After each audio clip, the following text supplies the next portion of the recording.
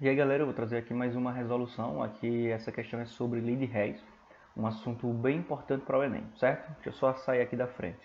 Prontinho, então vamos nessa. Bem, essa questão aqui eu vou dividir ela em duas etapas, certo? Ó, dada a reação, aí você tem aí a combustão da glicose, certo? A glicose reagindo com oxigênio, formando CO2 e água, considerando as entalpias de reação abaixo, a energia liberada na reação do metabolismo de 1 grama de glicose no organismo é, certo? Então você tem ali embaixo dada a massa mol da glicose, tem uma tabela aí com 3 reações, certo? E tem as alternativas. Então, nós não sabemos a variação da entalpia para essa reação em que a gente tem a combustão da glicose, o metabolismo da glicose. Mas a gente sabe as entalpias para essas 3 reações aí.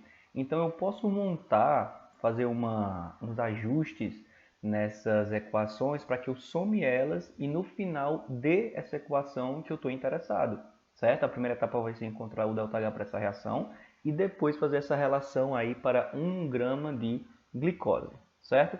Então a gente tem aí as reações, eu peguei a tabelinha, e embaixo em vermelho eu tenho a equação que eu quero chegar, certo? Essas equações que eu tenho na tabela, eu posso inverter elas, multiplicar, dividir elas, certo? Então eu gosto sempre de olhar primeiro quem vai precisar inverter ou não. Inverter que eu digo é escrever ao contrário, certo? O que estava nos produtos, escrever como reagente, e o que estava como reagente, escrever como produto, ok? Então eu gosto de fazer o seguinte, eu olho aqui para a minha equação, a que eu quero chegar, a glicose aparece aqui nos reagentes, em qual reação a glicose aparece também? Aparece aqui, ó, só que do lado dos produtos. Então essa equação aqui eu vou ter que inverter ela. Outra que eu vou precisar inverter, ó, o CO2 está aqui no lado dos produtos. Aqui ela aparece do lado dos reagentes. Essa daqui vai precisar inverter também, certo? Lembrando que algumas substâncias elas vão ser canceladas. A glicose aparece, o oxigênio, o CO2 e água. Elas aparecem aqui na nossa equação que a gente quer chegar. Mas esse carbono não aparece, hidrogênio não aparece. Então, no meio desse processo aí, eles vão ter que ser cancelados. Então, bora lá. Eu coloquei aí já tudo ajustado. A dica que eu dou é colocar tudo organizado, as setinhas uma abaixo do outro, para que você perceba bem os reagentes e os produtos, certo? Essa daqui foi invertida, o sinal do ΔH é invertido também, certo? Essa daqui a equação foi invertida, e você vai lá e inverte o sinal, que era positivo, aqui fica negativo. Essa daqui eu tive que multiplicar vezes 6 para que ocorra o cancelamento. Ó, deixa eu colocar aqui a canetinha.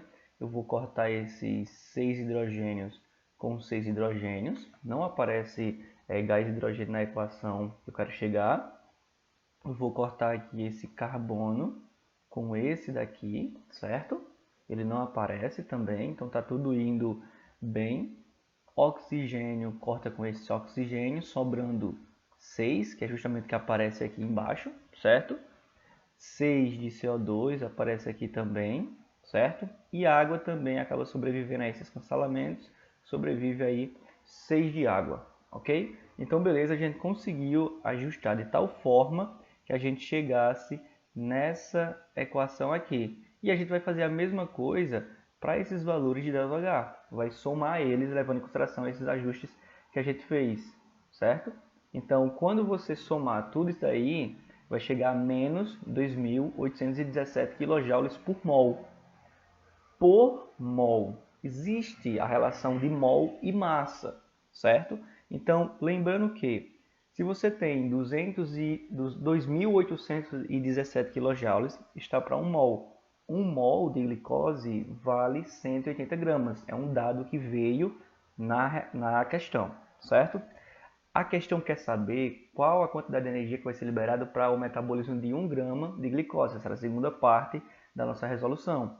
Eu tenho aí esses dados, que estão todos amarrados. A quantidade de calor está para 1 mol e 1 mol de glicose vale essa massa. Então, 1 grama vai valer quanto de energia, né, em quilojoules?